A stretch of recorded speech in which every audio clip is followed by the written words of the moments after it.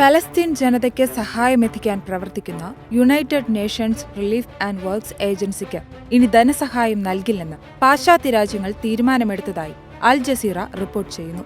ഇസ്രായേലും പലസ്തീനും തമ്മിൽ നിലവിൽ നടക്കുന്ന സംഘർഷത്തിന് കാരണമായ ഒക്ടോബർ 7 ആക്രമണത്തിൽ ഐക്യരാഷ്ട്രസഭയുടെ ദുരിതാശ്വാസ ഏജൻസിയിലെ ചില ജീവനക്കാർക്ക് പങ്കുണ്ടെന്ന് ഇസ്രായേൽ ആരോപിച്ചതിനെ തുടർന്നാണ് ലോക നേതാക്കളുടെ പ്രതികരണമുണ്ടായത്. പലസ്തീനിലേക്കുള്ള ധനസഹായ ഫണ്ട് നൽകില്ലെന്ന തീരുമാനം ഏതാണ്ട് 10ഓളം രാജ്യങ്ങൾ ഇപ്പോൾ തന്നെ കൈക്കൊണ്ടിട്ടുണ്ട്.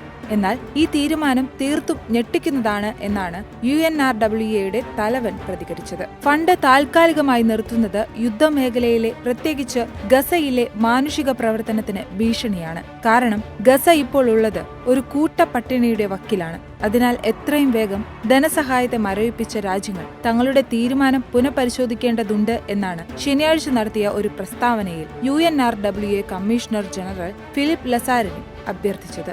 രാജ്യങ്ങളുടെ തീരുമാനം വലിയ രാഷ്ട്രീയവും മാനുഷികവുമായ ദുരിതാശ്വാസ അപകട സാധ്യതകൾ ഉണ്ടാക്കുമെന്ന് Palestine Liberation Organisation secretary general Hussein al ഷെയ്ഖും പ്രതികരിച്ചിട്ടുണ്ട്.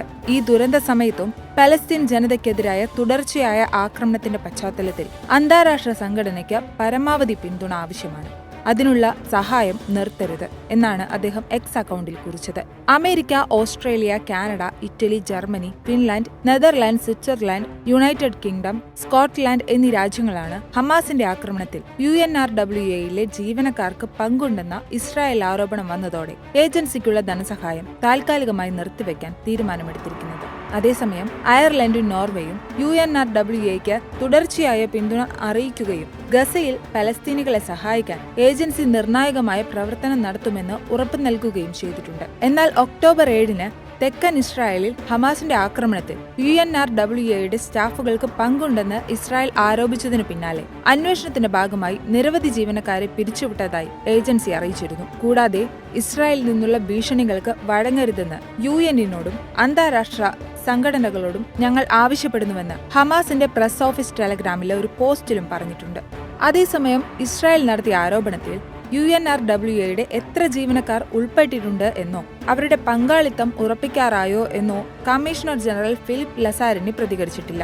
ഭീകര പ്രവർത്തനങ്ങളിൽ ഏർപ്പെട്ടിരിക്കുന്ന ഏതെങ്കിലും ജീവനക്കാരനുണ്ടെന്ന് തെളിഞ്ഞാൽ അവർ ഉറപ്പായും ക്രിമിനൽ പ്രോസിക്യൂഷൻ ഉൾപ്പെടെയുള്ള നടപടികൾ നേരിടേണ്ടി വരുമെന്നും അദ്ദേഹം കൂട്ടിച്ചേർത്തു. 1948 ഇസ്രായേൽ രാഷ്ട്രം സ്ഥാപിതമായതിന്റെ പശ്ചാത്തലത്തിലാണ് UNRWA നിലവിൽ വരുന്നത്. അക്കാലത്ത് വിദ്യാഭ്യാസം, ആരോഗ്യം, സാമൂഹിക സേവനങ്ങൾ, ജോലികൾ എന്നിവയിൽ നിന്ന് നിർബന്ധിതമായി കുടിയിറക്കപ്പെട്ട ലക്ഷക്കണക്കിന് പലസ്തീൻ അഭയാർത്ഥികളെ സഹായിക്കുന്നതിനായാണ് ഈ സംഘടന രൂപീകരിച്ചത്.